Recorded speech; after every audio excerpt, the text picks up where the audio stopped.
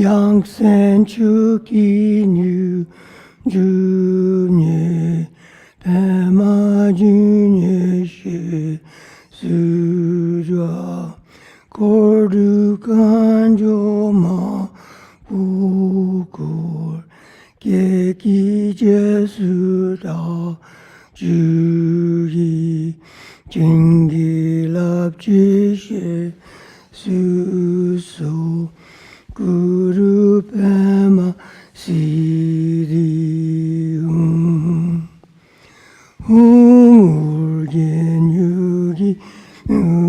유잠삼 배막에서 앙불라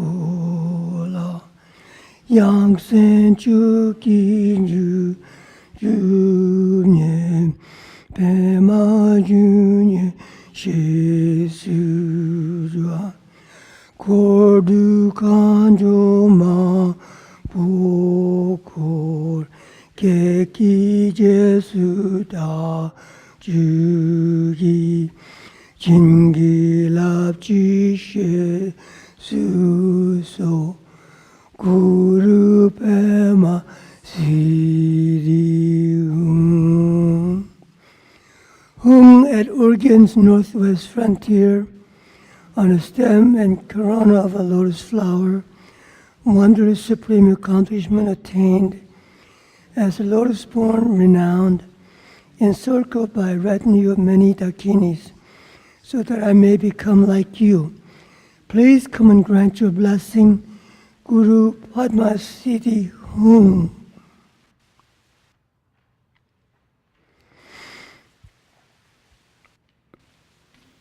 So this evening, we're going to together explore what meditation is.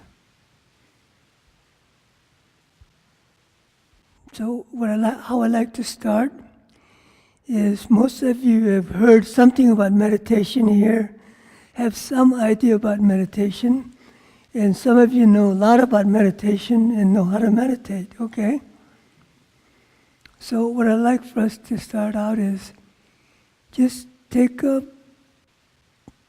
little time and just meditate what you think or what you feel, what you perceive, experience as meditation, okay? Just your own way.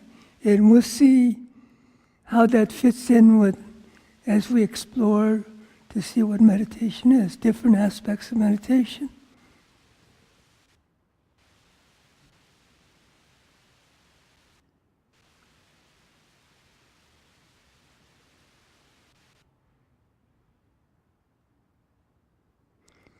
See, it's not about right or wrong. Each one of us has to find our own way to find out and experience what meditation is. So forget about whether it's right or wrong or okay. You just meditate what you perceive, feel meditation is. That's perfect.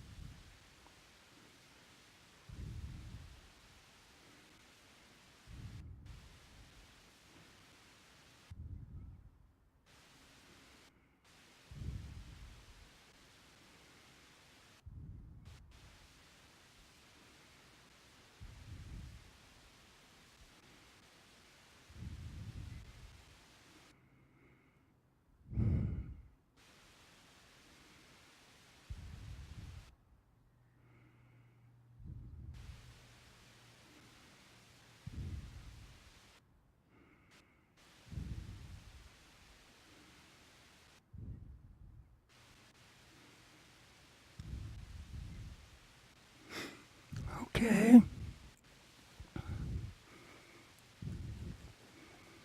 So I want to start out by asking you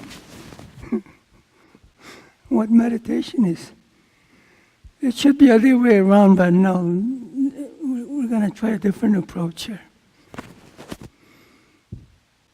So anybody just tell me what you think is meditation. As I told you, infinite ways to define and describe what meditation is. And I want to hear what you think meditation is.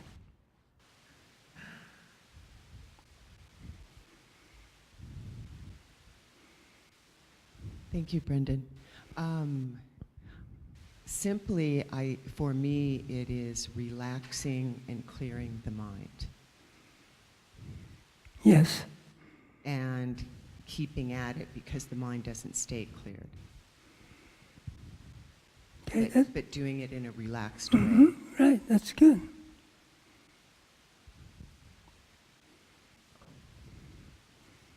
Anybody else?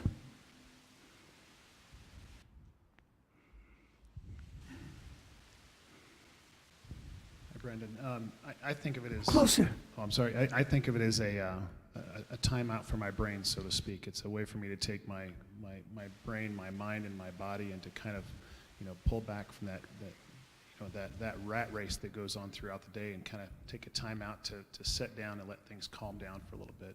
That's what I try and use it for throughout the day. So. Okay, hold on a second. Take the phone and have him speak through the phone. Come here, take the phone.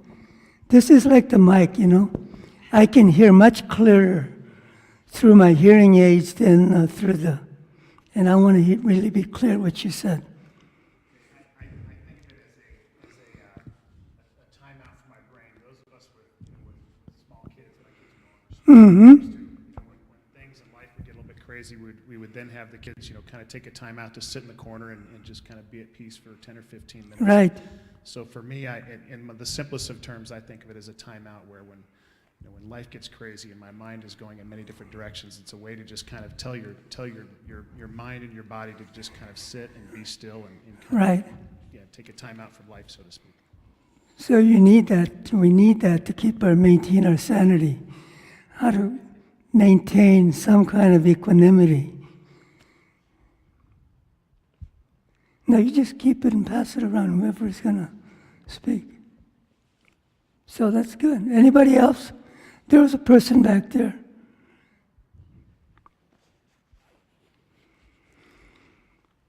You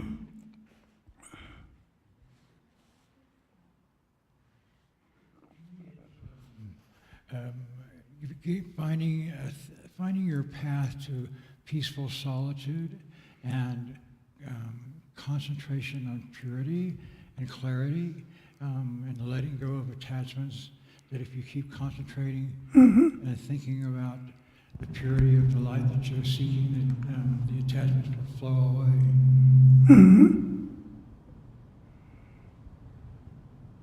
Anybody else?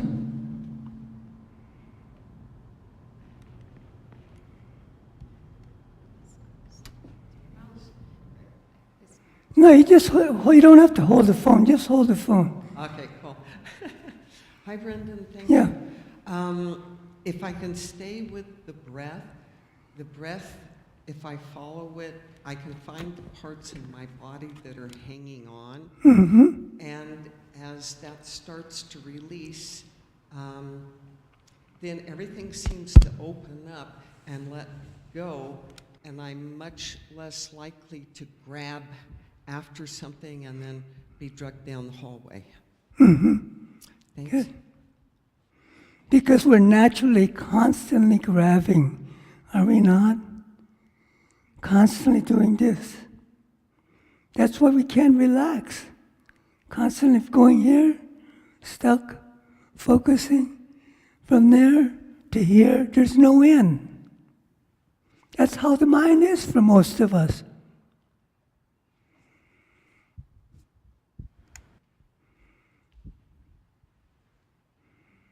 So I think of it as keeping my mind with what I'm doing. And what I'm doing is watching my mind Yeah, being present or mindful. in a relaxed way. Right. Automatically, when you can just be the mind, you can automatically begin to relax. You don't have to think about relaxing. Because mind is so scattered and lost. That's why it doesn't relax. If the mind can just simply be the mind, that's all you have to do. It'll automatically start to relax. Because that's the nature of mind. That's the natural quality of the mind. Go ahead. Hi, Brendan. I look at it as going home, going back to my natural state, because I don't know who I am. I don't even know if I am. I'm trying to be receptive in this. Not start out Right. saying, okay, I want to figure something out. Yeah.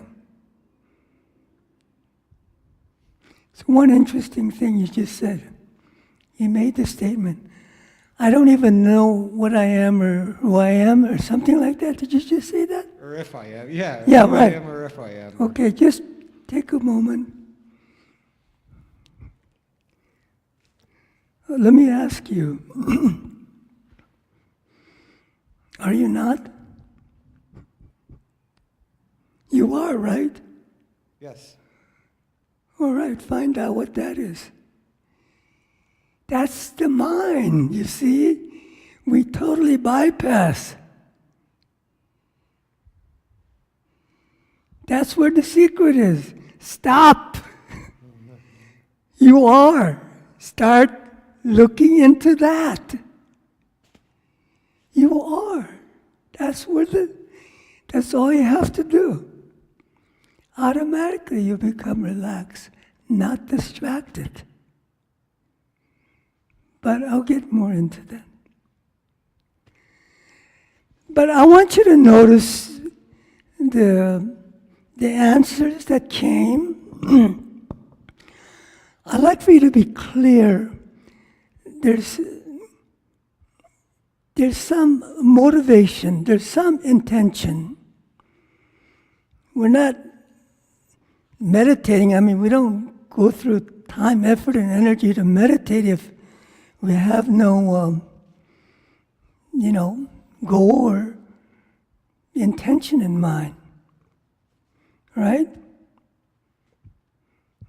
We meditate because it makes us feel better.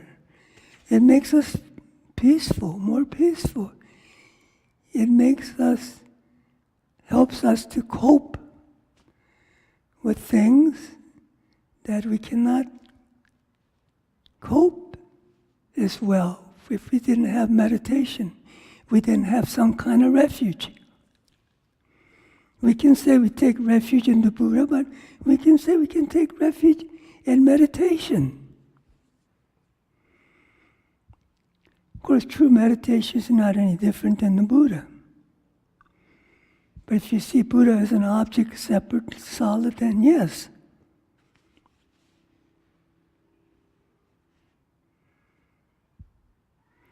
So I like to define basically meditation in a very general way of speaking is the way to communicate. Communicate with ourselves. We communicate with other people, right? Verbally, in all kinds of different ways. But how many of us really try to communicate with ourselves?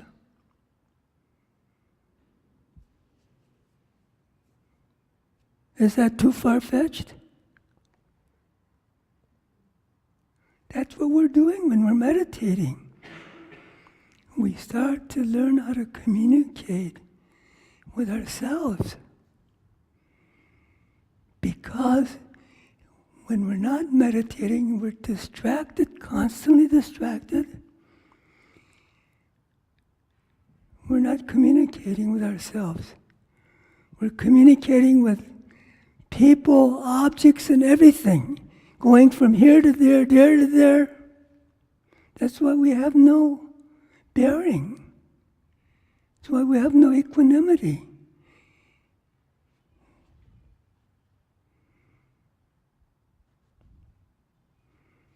But once we start to communicate with ourselves, we can start to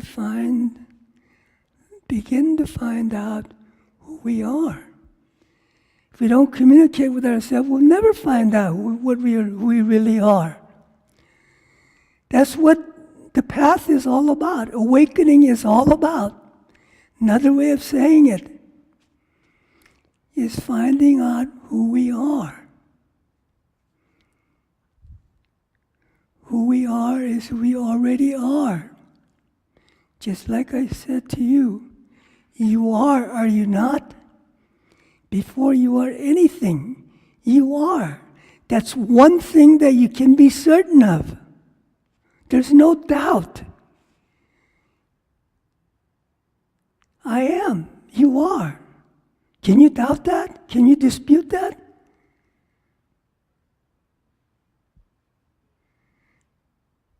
That's what you are. But you're not being that. You're being this or that or all kinds of other things.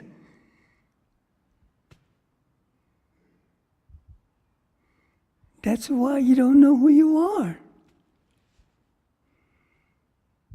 Does that make sense?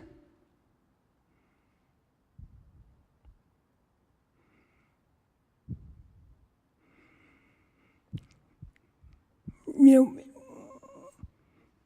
some of you, this may seem so, I don't know, so too simple, or maybe too far-fetched.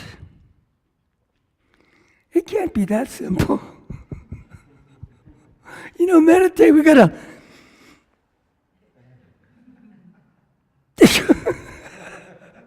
No. Just...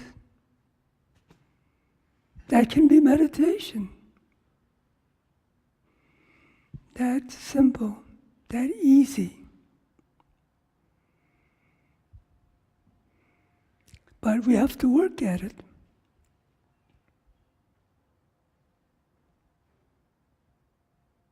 So that's one of the big things about meditation, is we learn to communicate with ourselves. Of course, we're not separate from others. When we start to really learn how to communicate with ourselves, we automatically can start to communicate with others more deeply and clearly.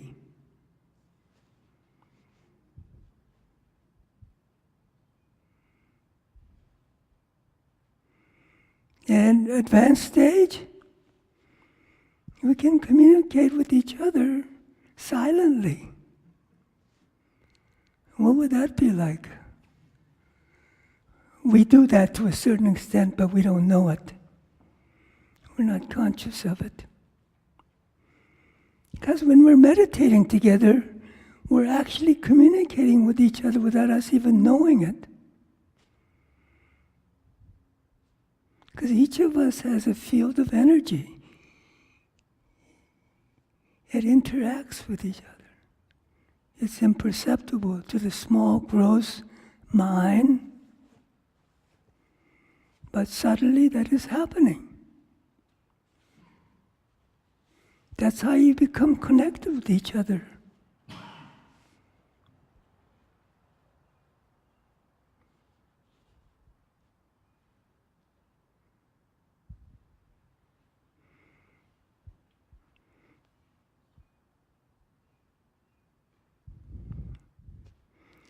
So I'm saying when you meditate, you can begin to communicate with yourself.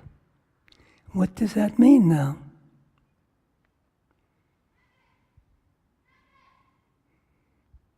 So when we meditate,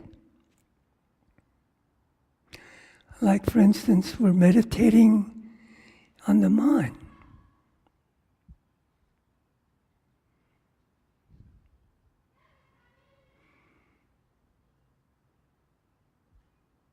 So everybody here know what mind is? When I say mind?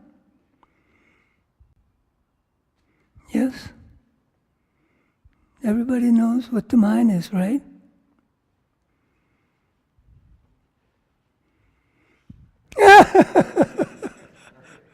Huh? Yeah, we do in one way, but we don't in another way. Because we experience the mind. There's no doubt. It's the mind that's what is experiencing. But when I ask you all of a sudden, everybody know what the mind is, right? Do you know what the mind is? Huh? Huh? It's what? No, that's a manifestation of mind. That's mind made into something. But that's part of mind. The mind is it's the capacity to know. The mind is what helps us to know. It's our capacity to know. Right. To experience anything. Right, that's true. Whether But it's a thought or a feeling or... are you really clear about the mind then? Do you really experience the mind? Are you really clear? I understand it to be the senses as well as the thoughts and feelings that we have. It's that which is responsible for everything. Right. Mind or awareness. If there was no mind or awareness, nothing would make sense to you. You wouldn't be able to see anything. You wouldn't be able to interpret anything. You wouldn't be able to feel anything. That's the source of all. That's what we are. Each of us experience that right now. There's no doubt. But we really don't know what it is when we start to really look at it to see what it is. Do we? Well, we certainly can't touch it. We certainly can't find it with our senses. Why do you need to touch it? You are that. I understand. You have to touch it to know that? Do you have to be aware to be aware? Aren't you aware before? Just with the mind. Do I have to say consciously I am the mind to be the mind? You are the mind before that. Because it's always present.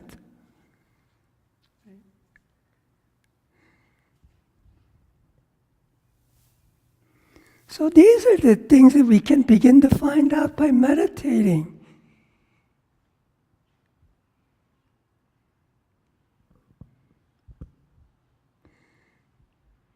So when you just meditate, the mind automatically becomes quieter, less distracted. Whatever meditation that you may do. You can do the meditation focus, concentrating on one object.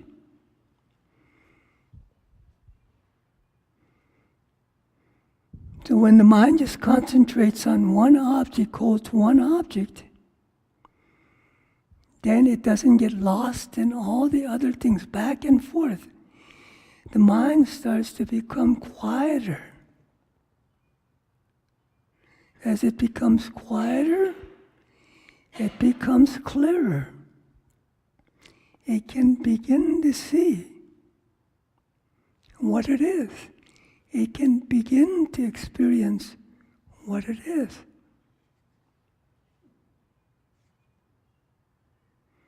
The secret is what it is not anything. That's why it's so difficult to see what it is, you see? That's what we've been talking about. I don't know, without ages on end, the emptiness. It's not anything. That's what they're talking about in plain street language. It's not anything.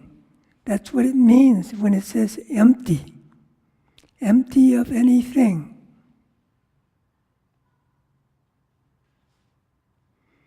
I mean, there are long philosophical descriptions of what emptiness is. You know, like one is non-inherent existence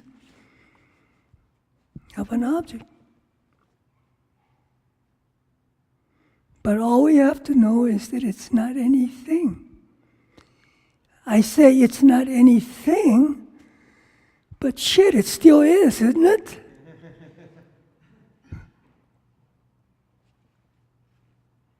It is. There's no doubt. We see it. That's the mistake. We see it as something that we can focus, that we can hold on to. That's how we get lost.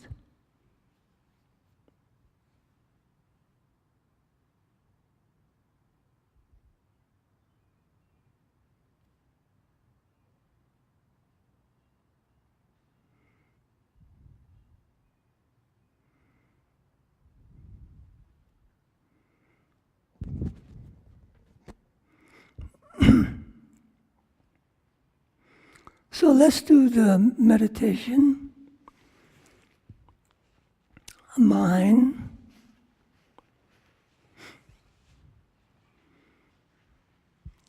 Whatever you experience, we all experience the mind, right? Even though we can't clearly define it or describe it, but we know what the mind is intuitively. We feel the mind, right? All of us feel the mind, even though we don't know what it is. We definitely feel it. Just find that feeling, that experiencing. In fact, to help you further clarify, it may be helpful you to think, okay, the mind is actually the experiencer. If you don't know what the mind is, in terms of mind, just see the mind as the experiencer, okay? That's the mind, believe me. Just experience the experiencer, okay? Just hold on to the experiencer, just see the experiencer. Then we're meditating on the mind. I could say, hold the mind, just meditate on the mind. But if that's not clear, find the experiencer. We all experience the experiencer, right? The feeler, right? That's the experiencer. Just be the experiencer. Just simply look at the experiencer. Just look at the experiencer. We're not trying to dig in and find out every characteristics of the experiencer. We're not interested in that. Just get a general global feeling of the experiencer and just hold that experiencer. Just watch that experiencer. That's how you can start to be the experiencer. Okay? Just do that. Is that simple enough?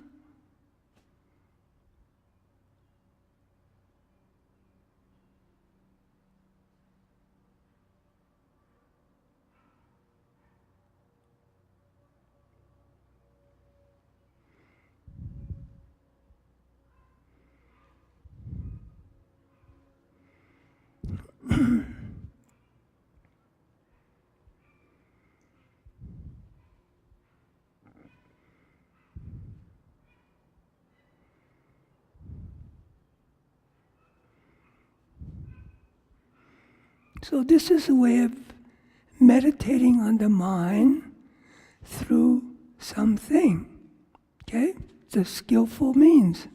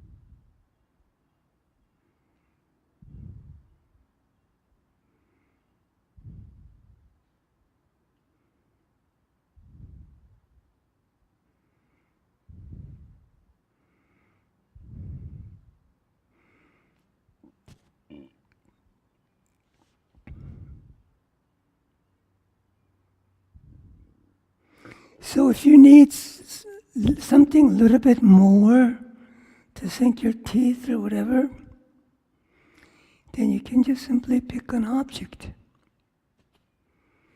and just concentrate or watch that object. Just that object without being distracted to anything else.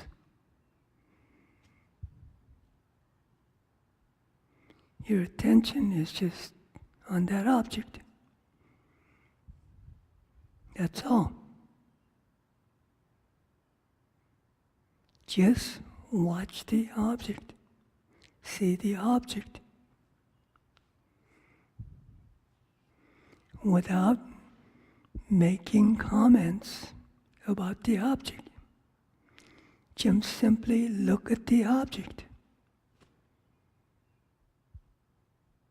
That's all you have to do.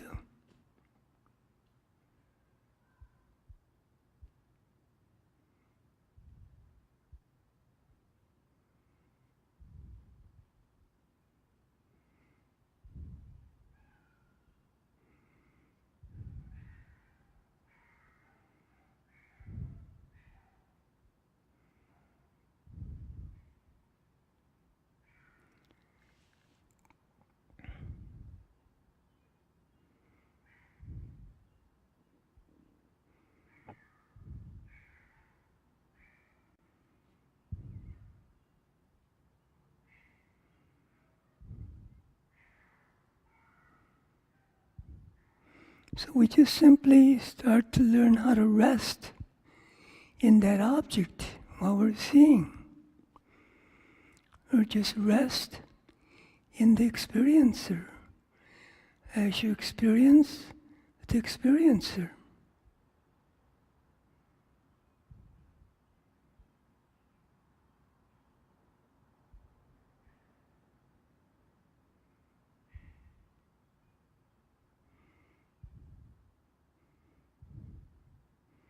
That's how the mind automatically starts to become mine.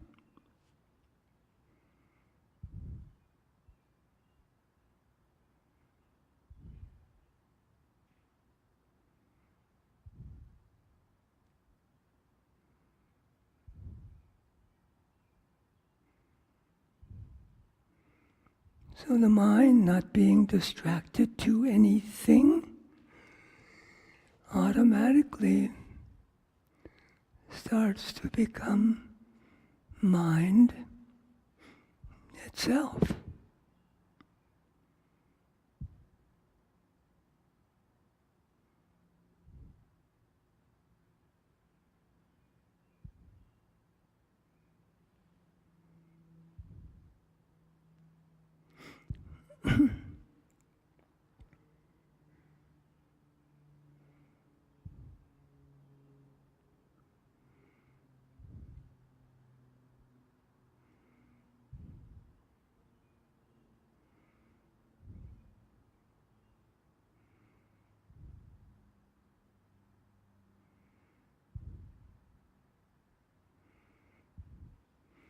So as you start to become the mind, automatically the natural qualities of the mind will self-manifest.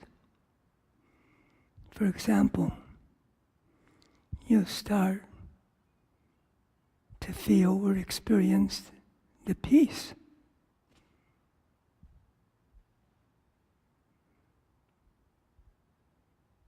Or its clarity.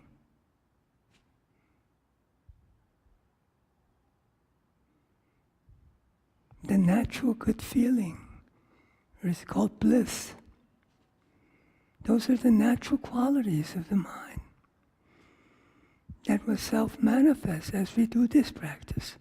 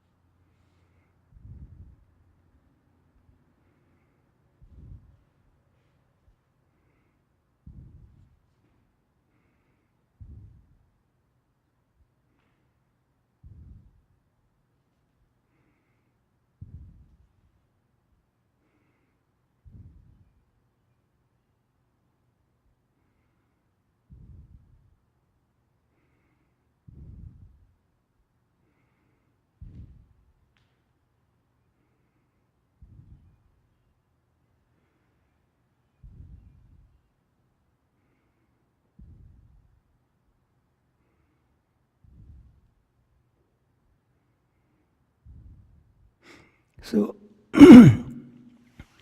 are we clear on what meditation is so far?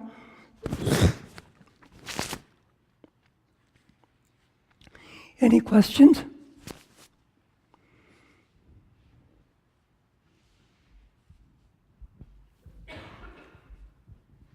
Hi, Brendan. When you said, like, hold on to the experiencer, so that for me was a very good resource, very helpful, in the sense that I was very aware of being aware.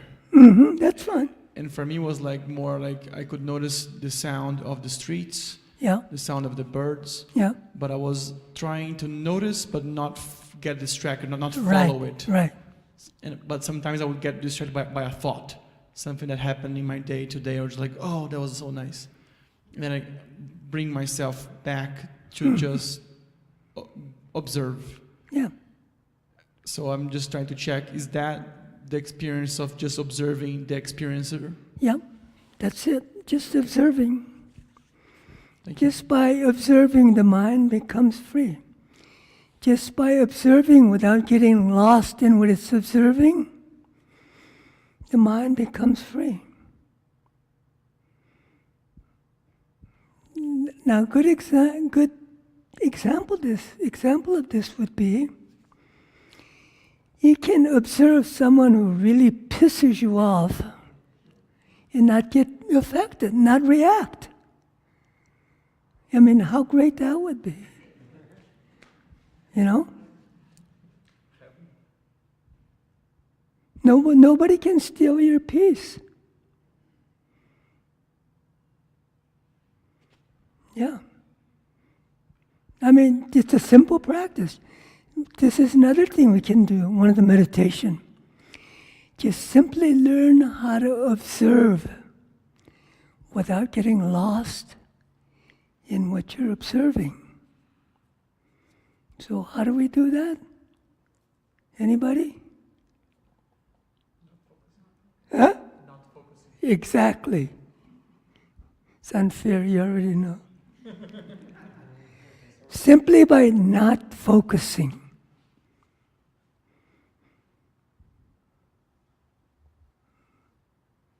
So those of you who are new, find out what it is, what it means to not focus. Because most of us are focusing. Whatever we're seeing, feeling, and experiencing, we're automatically focusing on that.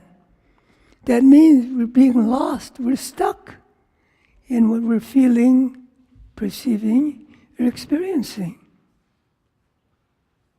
That's how simple it is. But we have to practice. Understanding is not enough. Just the first step. This is how we should approach meditation. First, get the understanding of the instruction. Become clear of the understanding. Once you understand, take that understanding and really contemplate. See what that really means. Deeply. Go deeper into it. Then once it becomes clear, then you can really start to meditate. Then you know what to do in meditation. If you don't have that clarity, you're going to be jumping around while you're meditating.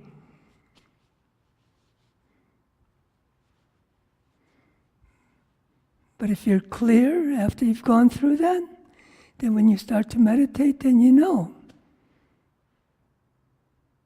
what meditation is.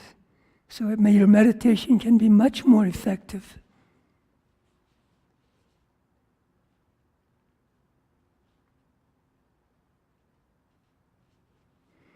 You know, these are like the tricks of the trade of meditation, you know. There's so many. And a lot of them you can discover on your own, through your own practice while you're doing it. So we should learn how to do that. Allow ourselves to do that. Allow ourselves to teach ourselves too. Not always just waiting for someone to teach us.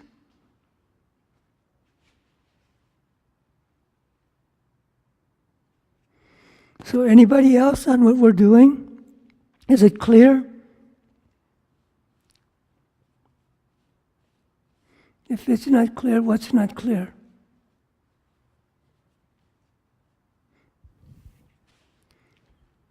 It seems sometimes that the idea self gets in the way of The self? yeah, Yes. gets in the way of looking for my mind. So there must be a difference between the mind and the self. Yeah, the self is the misperceived mind. Self is none other than mind. They're not separate. Self is the obscured mind. Mind that comes, manifests from the non-recognition of itself. When the mind doesn't recognize itself, so this self comes. And this self becomes real. This self, sense of self, is no different than the sense of something real, something that's existent, something that is solid, something that is separate from mind, that we can hold on to. That's the self. That's what obscures the mind itself.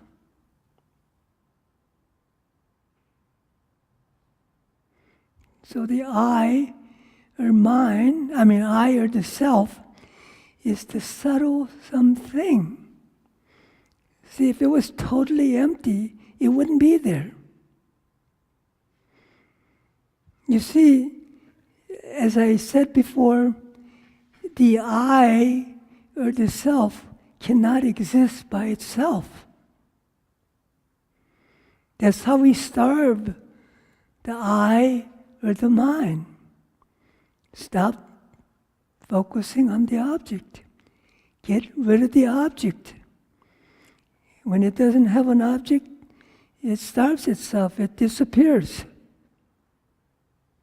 That's by just being, and we start out by just observing, not being lost in anything. Then eventually the practice leads to just simply being. How many times have you heard just pure being is none other than pure awareness? Thank you. Yeah.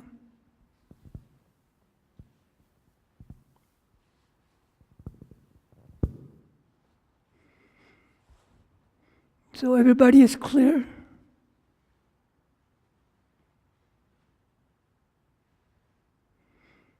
So if we're clear, we should just keep on meditating, right?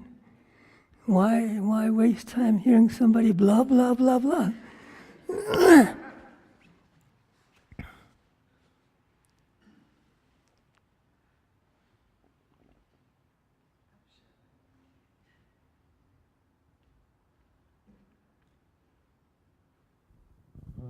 So, Brendan, mind experiencing mind does feel very peaceful to me. I experience it as peaceful. I experience it as expansive. And I think it's the same thing I got from when you said, rest your mind in mind. Yeah. Yeah, I feel like I'm getting somewhere. I don't know what that is or what that means, but it's... We don't have to know the meaning of the mind in order to be the mind, right? Yeah. To experience the mind. That's all extra. Like peaceful, clear, that's all extra. Okay. Thanks. Those are all qualities of the mind that's already ever present within the mind. It's always there. Mind is always there. It's not something that comes and goes. Whatever the mind perceives, experiences, comes and goes, but not the mind itself. Because we're lost in what it perceives, feels, and experiences, it has no chance to be itself, to really begin to see itself, to begin to know itself. That's why we want to stop the mind from being distracted. Distracted means being what it's not, being lost in something, being stuck in something, being stuck in what we're experiencing, what we're seeing, what we're feeling. Not being stuck doesn't mean that we don't see, feel, or experience, okay? Get that clear. We can see, feel, and experience without getting stuck. And again, how do we start to do that?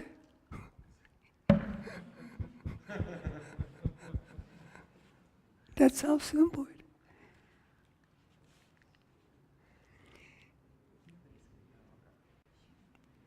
You know, this is, I don't know, it's so self-evident. I just have to really just try to get which angle that I can to find out all the implications of non-focusing. You know, how that can really help. Since, if anybody else wants to say anything, please do, because I'm going to hog here a little.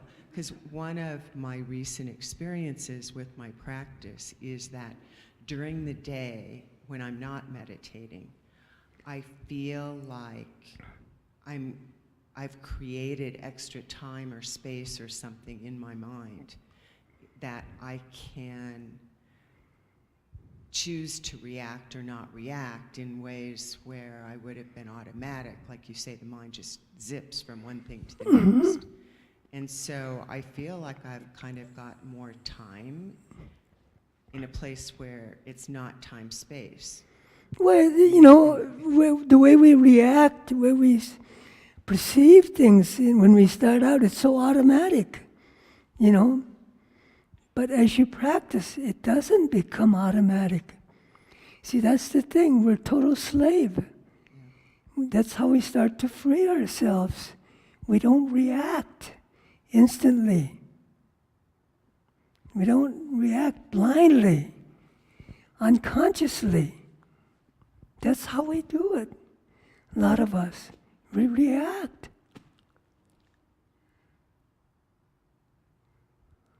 So we have no control. That's what it means.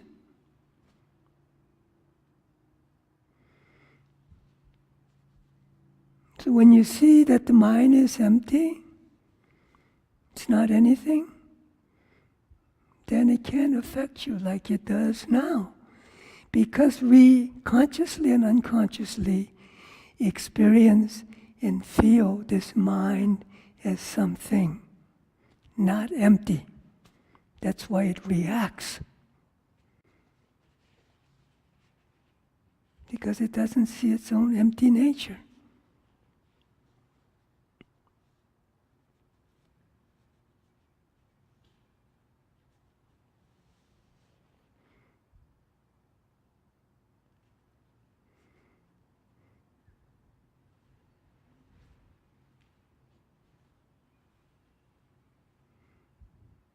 So, gentleman in the back.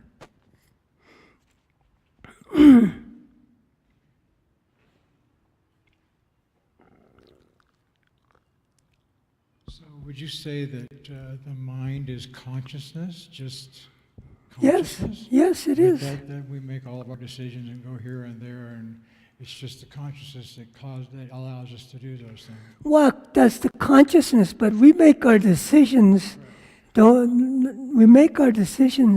Most of us make our decisions and based on our habits and preconditions and predilections and whatnot, our conditioning. That's how most of us make our decisions.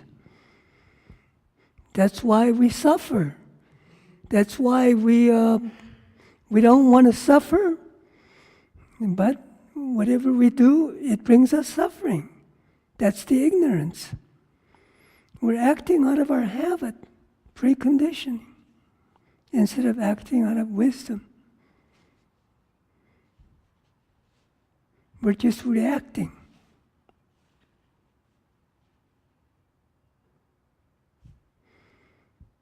So first, we can react wisely.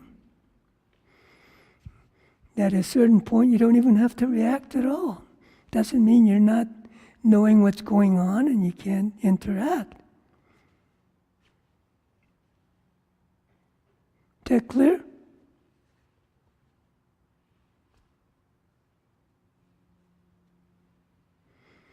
Yeah, in one way, everything is mine. How can it be? How can mind be separate from anything? Anything that you can feel, experience, perceive, has the mind. Can you try to imagine how you can perceive, feel, and experience anything if the mind was not there?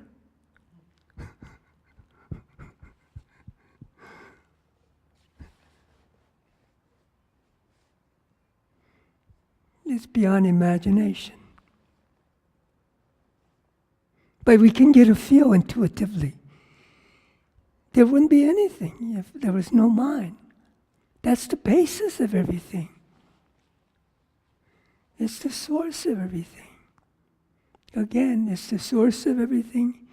It is very part of everything. It's beyond everything. That's one of my main mantras of the mind.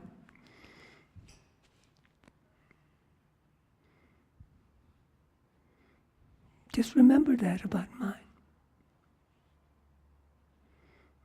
Mind is the source of everything.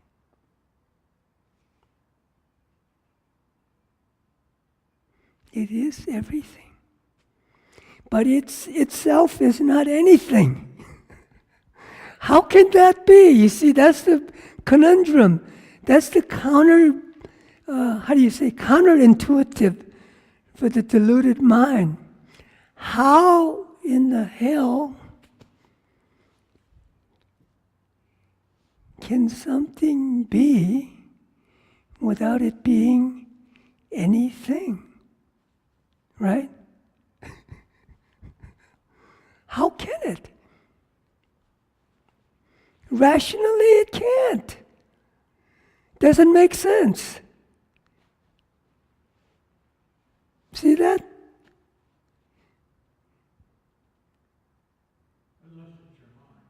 Huh?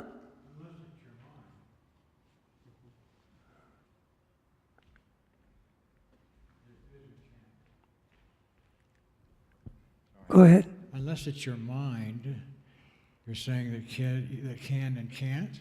Your mind can be and cannot be as well. It chooses. It chooses what it wants to do. I don't understand. Maybe I misunderstood. Go ahead. Well, it's like we can make decisions. Our mind helps us. Our mind allows us to make decisions. We make decisions through our mind.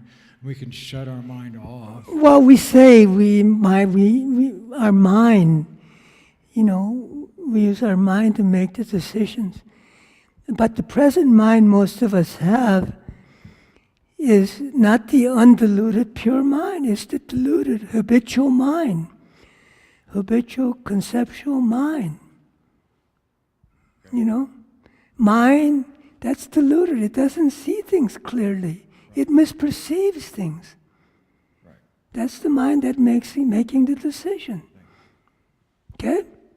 Yeah.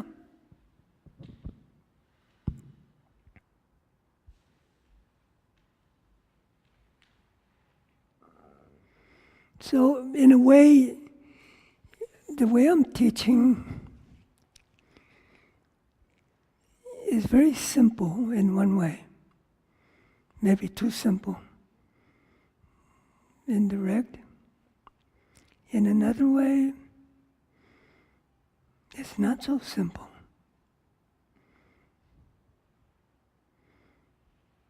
So you just get what you can get, and that's it. I don't know what else to say.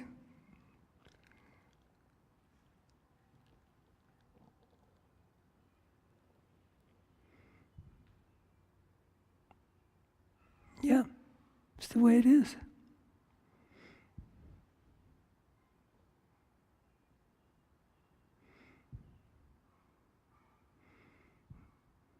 What I'm saying here, what I'm talking about, years and years of clarification.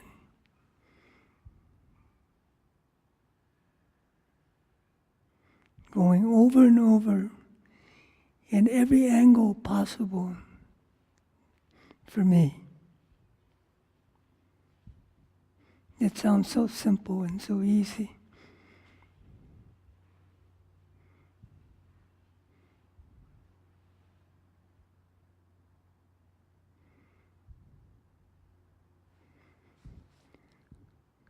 So mind helps us, I said, to communicate with ourselves, which most of us spend very little time. We're communicating with thing, other person. Instead of, when we really meditate, we automatically begin to really start to communicate with our deeper selves, with the unmanifest self.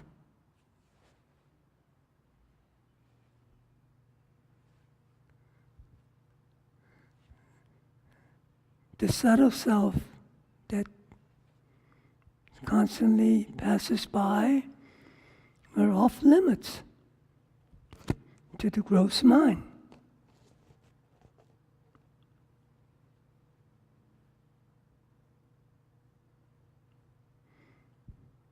So we're starting to work from out there towards the end,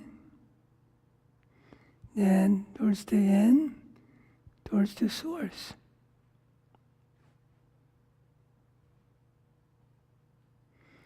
Another thing meditation does is it helps us to notice all the things that we didn't notice before we started to meditate.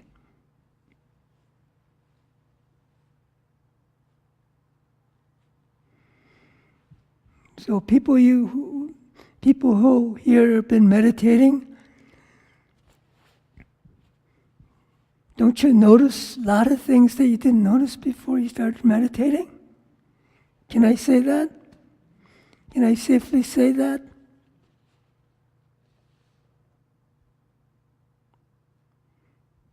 But you see, there's no end. The Buddhas, the awakened ones, they don't see something that's completely not there. They don't see what we don't see. Awakened ones, the unawakened ones, they're both seeing. But the awakened one is really seeing what is there. Whereas the unawakened one is not really seeing what is there. It doesn't notice a lot of things. Whereas the awakened one notices everything that needs to be noticed. That's always there.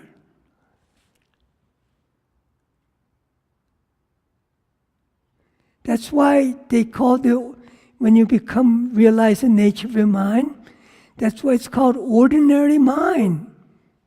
It's not something so different or far out.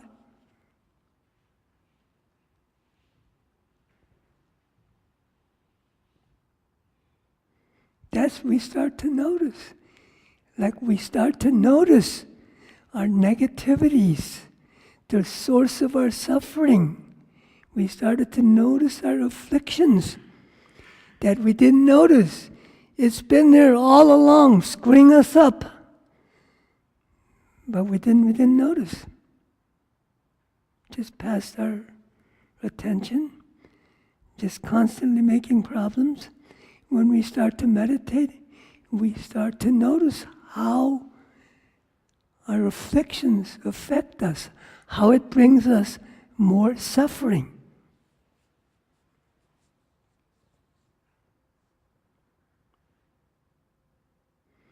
We start to notice our mind. We also start to notice the workings of our mind. This is what I mean when I say you start to notice the things that you didn't notice before.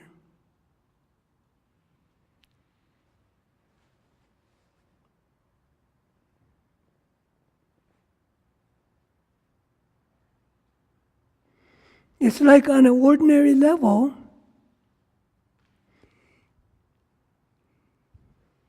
let's say you have a car that you're having problems with. If you don't know anything about the car, then you can't do much to fix the problems of the car, right?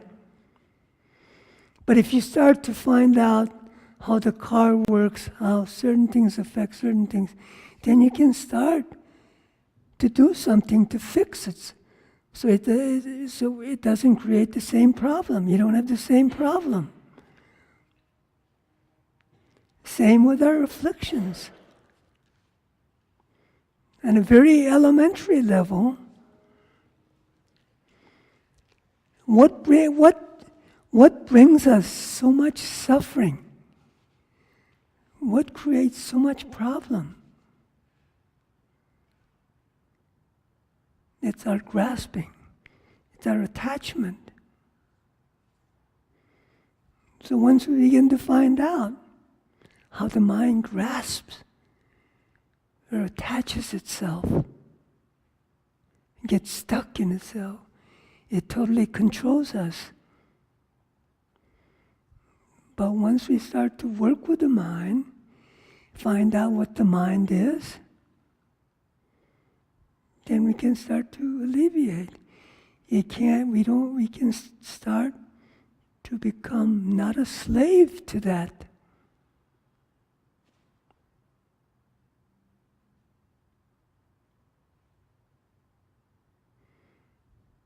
See, again, non-focus. Not focusing. That's how we can stop to be so attached or grasp. That's how we become attached and grasp things, get stuck in things through focusing.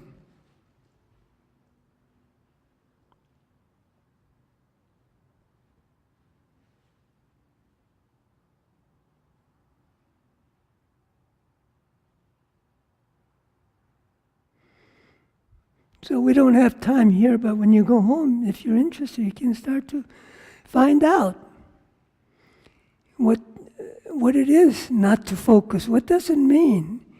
You know, how does it feel? How does it experience? You know, not to focus. We're normally focused. Don't you notice? When we want to make things real, we focus. That's how we make things real. But that's just the opposite. Look what happens when you focus. You become stuck in that, what you're focusing on. You become lost. But that's what most of us do. That's how we perceive, feel, and experience.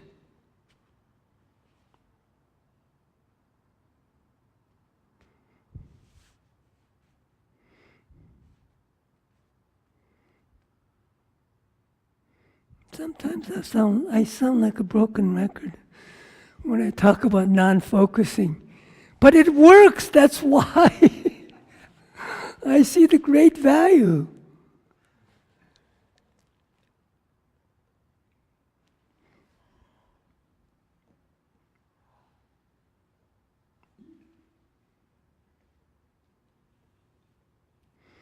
I remember once saying at the retreat, I feel like You're a traveling salesman.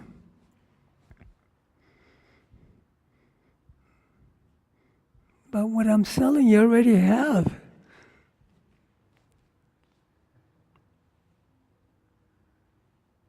So I can't make any money.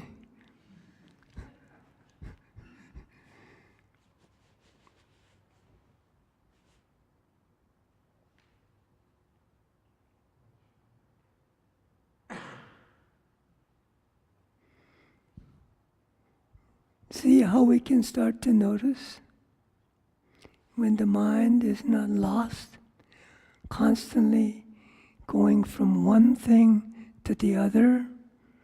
It has no chance to notice the other things other than what it's noticing, what it's focused on. When the mind starts to relax, just starts to see things non-focusingly, it can start to notice all the things that it didn't notice before.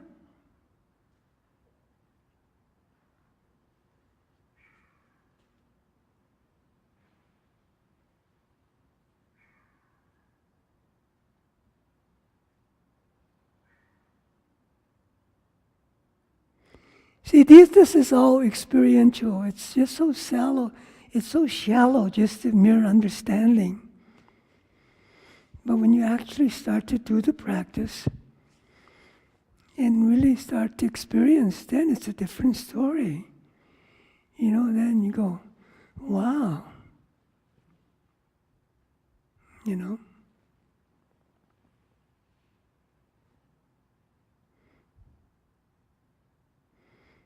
So that's why I say sometimes the secret is in the practice. And we're all looking for what practice? Right practice. I want to practice. I want to practice.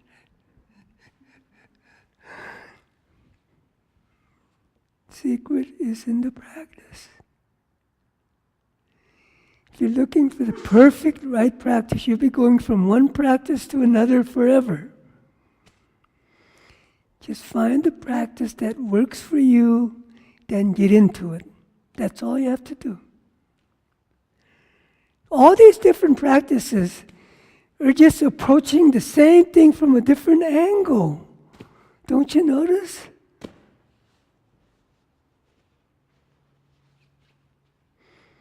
At a certain point of practice, you'll be able to see that.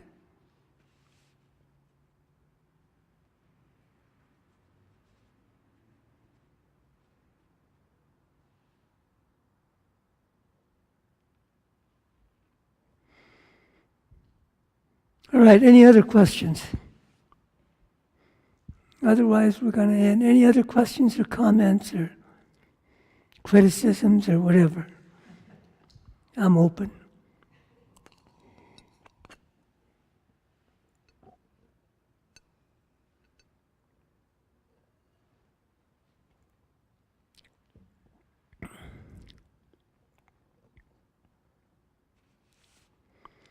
So maybe I should ask a question.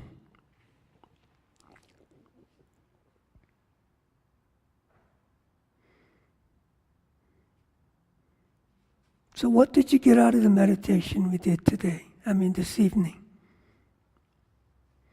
Or what didn't you get?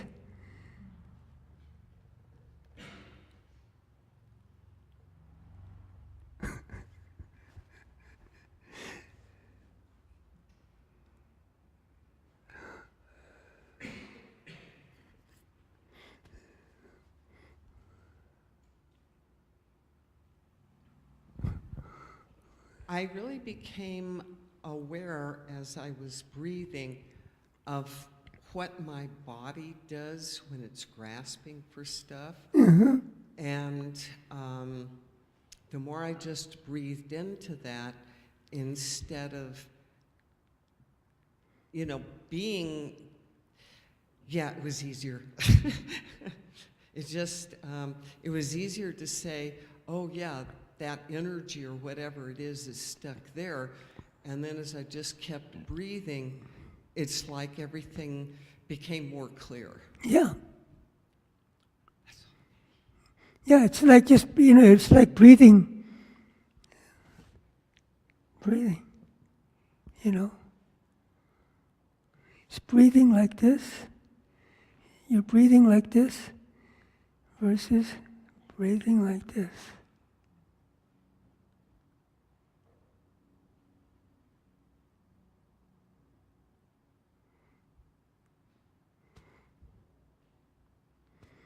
So if you didn't get anything out of it, then you guys really wasted your time here tonight.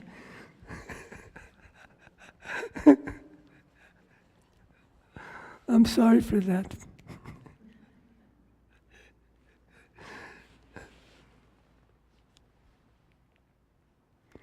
All right, we'll end here then. All right.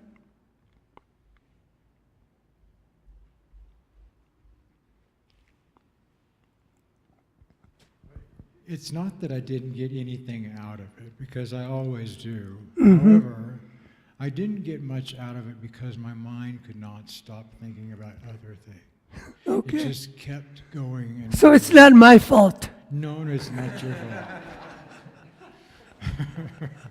No, it's not your fault. But I got something out of it, but I just didn't get something out of it. If that makes sense. I've been exonerated. I've been exonerated.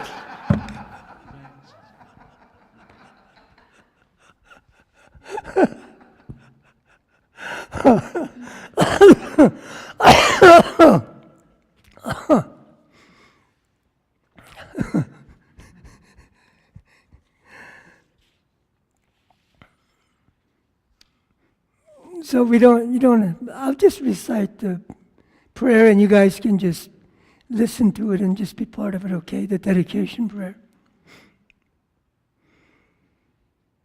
By the power of this practice, may our real enemies, our own confusion and misdeeds be overcome, so that overcome in our true nature, fully realize, so that we may free beings from miseries of birth, old age, disease, and death. The endless stormy waves, the ocean of samsara. May the pure and brilliant sun of bodhicitta dawn on each and every mind, dispelling the darkness of suffering and confusion unstoppably until all are fully illumined and awakened.